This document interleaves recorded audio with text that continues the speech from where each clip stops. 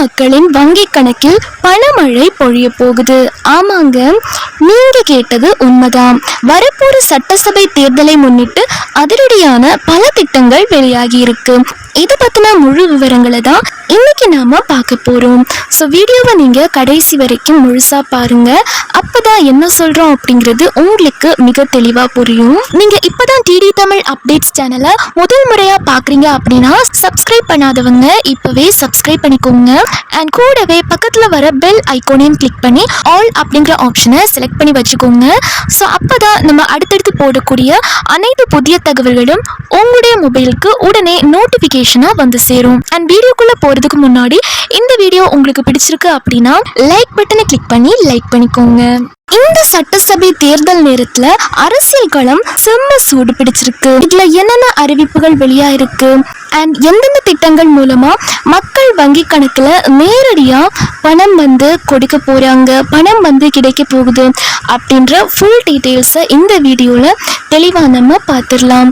தமிழ்நாட்டில் ரீசெண்டா திமுக தரப்புல இருந்து ஆப்ரேஷன் 5K அப்படின்ற ஒன்று நடந்துச்சு. அதாவது மகளிர் உரிமை தொகை மாசம் 1000 ரூபாயோட கோடைக்கால சிறப்பு நிதியா 2000 சேர்த்து மொத்தமா பெண்களோட வாக்குகளை ஈர்க்கும் விதமா 5000 ரூபாய் மக்கள் வங்கி கணக்குல வரவு வைக்கப்பட்டுச்சு. திமுகவோட இந்த பிளானை தவிடுபொடியாக்கும் வகையில மத்திய அரசான பாஜக ஒரு செம மாஸ்டர் ஸ்ட்ரோக் வச்சிருக்காங்க.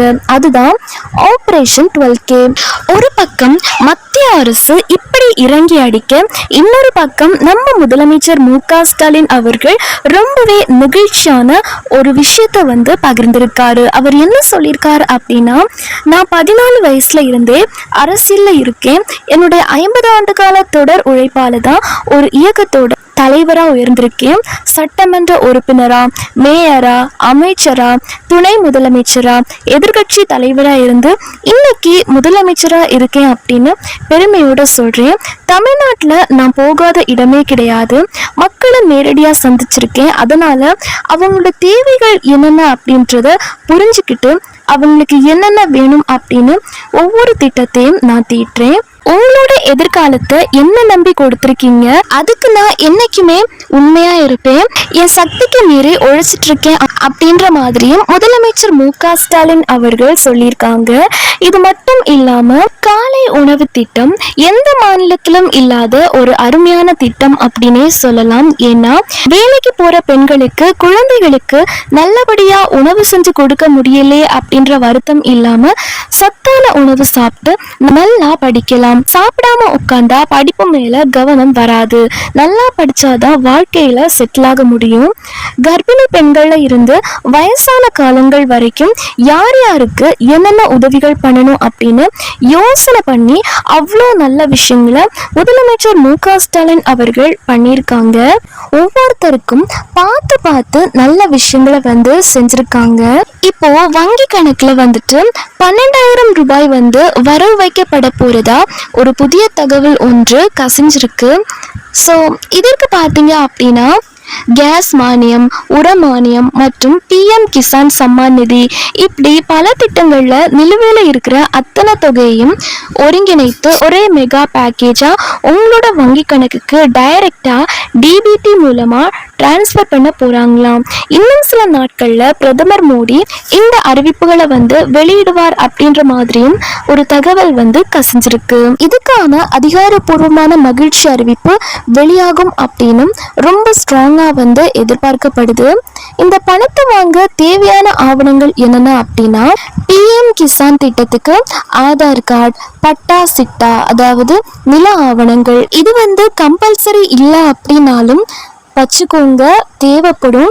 பேங்க் அக்கௌண்ட் வந்து தேவைப்படும். மொபைல் நம்பர், ரேஷன் கார்டு, முக்கியமா EKYC வந்து அப்டேட் பண்ணியே ஆகணும். இல்லைன்னா பணம் வந்து வராது. அடுத்ததா உஜ்வாலா கேஸ் சிலிண்டர் திட்டம் தான். கேஸ் ஏஜென்சியில போய் EKYC புதுப்பிங்க. Aadhaar card, bank passbook, ration card, gas book, income certificate வந்து தேவைப்படும். அடுத்ததா உரமானியம்.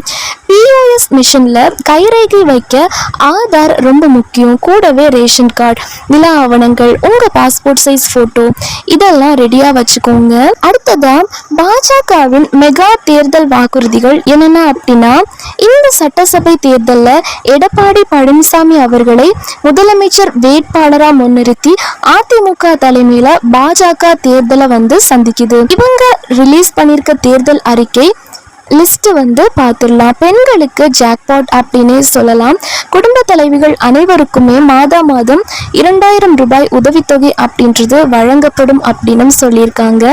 இலவச கேஸ், அதாவது ஒரு குடும்பத்திற்கு வருஷத்துக்கு 3 கேஸ் சிலிண்டர்கள் முற்றிலும் இலவசம் அப்படின்னு சொல்லியிருக்காங்க.